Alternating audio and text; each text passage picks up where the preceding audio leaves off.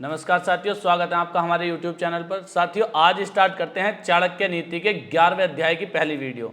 और साथियों, पहले ही श्लोक में आचार्य जी ने बताया है, दान देने की आदत, प्रिय बोलना, धीरज तथा उचित ज्ञान, ये 4 व्यक्ति के सहज गुण हैं जो अभ्यास से नहीं आते, अर्थात ये उसके जन्मजात होते हैं।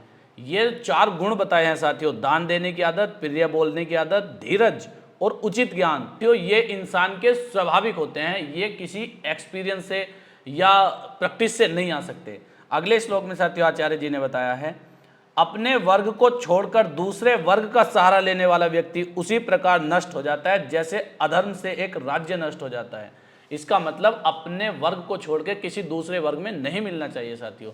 जैसे कहते हैं ना, विभीषण भले ही लंका का राजा रावण दुष्ट प्रवृत्ति का था, अपने भाई को छोड़कर श्री राम जी से मिला था, लेकिन फिर भी विभीषण को घर का भेदी बोलते हैं, अर्थात विभीषण को अच्छा नहीं माना जाता। कहते हैं ना, घर का भेदी लंका ढाए। और यही विभीषण भी जैसे सारे राक्षस रावण के लिए कटकर मर गए थे, इसी तरह मर जाता तो आज विभीषण को घर का भेदी लंका ढाए नहीं कहते। इसी बात को साथियों इस श्लोक में समझाने की कोशिश की है।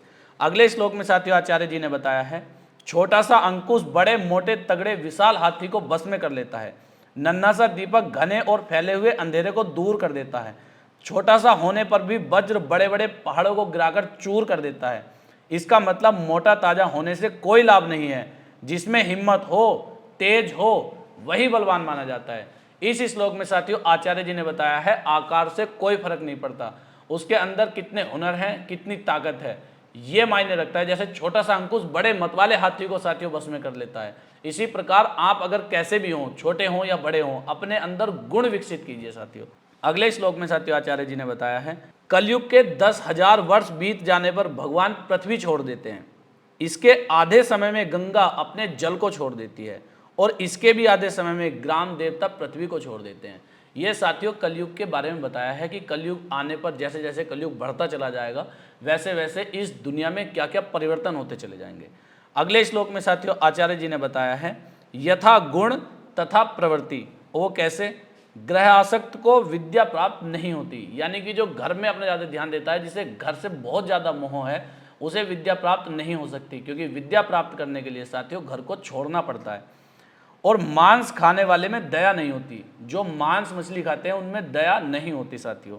और धन के लोभी में सत्य तथा स्त्रैण में पवित्रता का होना असंभव है। जो धन के लोभी हैं वो कभी भी झूठ बोल सकते हैं धन के लालच में आके। और स्त्रैण कहते हैं साथियों जो स्त्री के प्रति लालायित रहते हैं, उसमें पवित्रता का होना असंभव है। अगले श्लोक में साथियों आचार्य जी ने बताया है, आदत नहीं बदलती। अब किसकी आदत नहीं बदलती? दुष्ट को सज्जन नहीं बनाया जा सकता।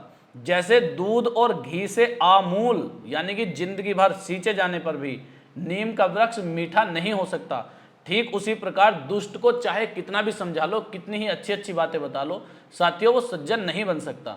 अगले श्लोक में आचार्य जी ने बताया है, जैसे सुरापात्र अग्नि में जलाने पर भी शुद्ध नहीं होता, इसी प्रकार जिसके मन में मैल हो वह दुष्ट चाहे सैकड़ों तीर्थ स्थान कर ले, कभी शुद्ध नहीं हो सकता। साथियों सुरापात्र बोलते हैं मदिरा के बर्तन को। यदि मदिरा के बर्तन को आप अग्नि में भी जला दोगे तब भी साथियों वो शुद्ध नहीं होगा। ठीक उसी प्रकार दुष्ट को आप कितना भी समझा लो, कितना भी बुझा लो, कितने भी तीर्थ घुमा लो, कितना भी कहीं घुमा लो, उसमें कभी सज्जनता नहीं आएगी, वह दुष्ट ही रहेगा।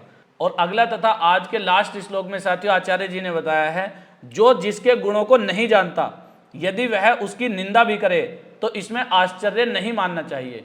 साथियों कुछ इंसान ऐसे हैं, सामने वाले के गुण अवगुण तो पता नहीं और उसकी निंदा करने में लगे हुए हैं।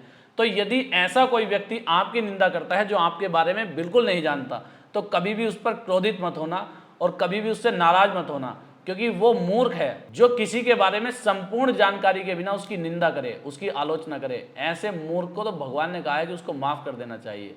और कभी मौका मिले तो उसे समझाओ कि भाई तू मेरे बारे में जानता कितना है, जो लोगों से कुछ कहते घूम रहा है।